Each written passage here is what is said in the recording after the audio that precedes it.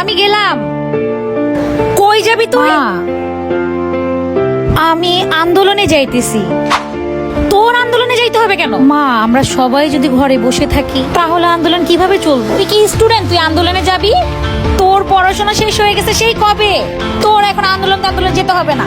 একে তো মেয়ে মানুষ, এখন তোর এইসব করার বয়স না। তোর জন্য তোর বাবা ছেলে দেখছে, বিয়ে দিয়ে দিব, বাবা ঘর সংসার করিস, এগুলোর মধ্যে যাইস না বাবা। এইরকম একটা কথা কইতে পারলা যে আমি মেয়ে মানুষ দেখে যাইতে পারবো না?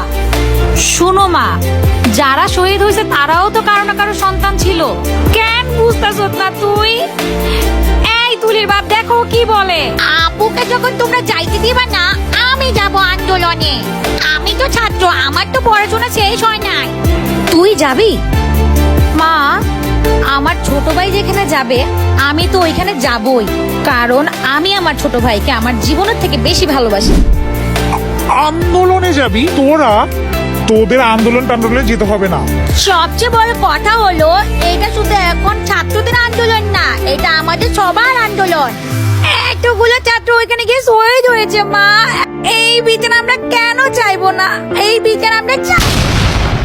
তোরা দুজন ঘরে থাক, আমার আঁচলের মাঝে থাক। আমরা ফিরে নাও আসতে পারি, এটা ভেবে বের হচ্ছি মা। আমরা যদি না আসি, আমরা যদি মারা যাই, তাহলে তুমি গর্ব করে বলবা তুমি শহীদের মা। মা, যারা এখন আন্দোলন করছে তাদের সবাইকে মেরে ফেলুক, তারপরে আরো মানুষ নামবে, সবাইকে মেরে ফেলুক।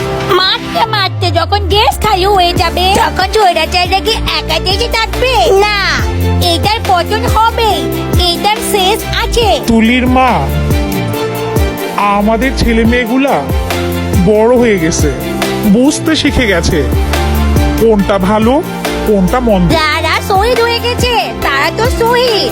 এখন আমরা যাব, আমরাও যদি শহীদ হয়ে যাই, আমাদের আরো ভাই বোনরা নামবে। আমাদের আরো ভাই বোনরা যদি শহীদ হয়ে যায়, আমাদের দেশের সবাই নামবে।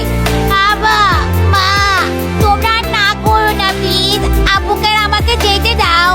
আমরা যদি আমাদের সন্তানকে আটকে রাখি, যেতে না দিই, তাহলে কিভাবে এতগুলো প্রাণহানির বিচার হবে? আমাদের বাচ্চারা যদি শহীদ হয়ে যায়, সাথে যদি আমরাও শহীদ হয়ে যাই, এরপরে আরো মানুষের টনক নড়বে। সবাই সবার সন্তানদের নিয়ে, পরিবার নিয়ে রাস্তায় নামবে। আর যেখানে আমার সন্তানরা থাকবে সেখানে আমিও থাকবো। আমাদের দাবি, আমাদের অধিকার আদায় করে ছাড়বো ইনশাল্লাহ। মোরা ঝঞ্ঝার মতো উদ্যম, মোরা ঝর্ণার মতো চঞ্চল, মোরা বিধাতার মতো নির্ভয়, মোরা প্রকৃতির মতো সচ্ছল। মোরা ঝঞ্ঝার মতো উদ্যম, মোরা ঝর্ণার মতো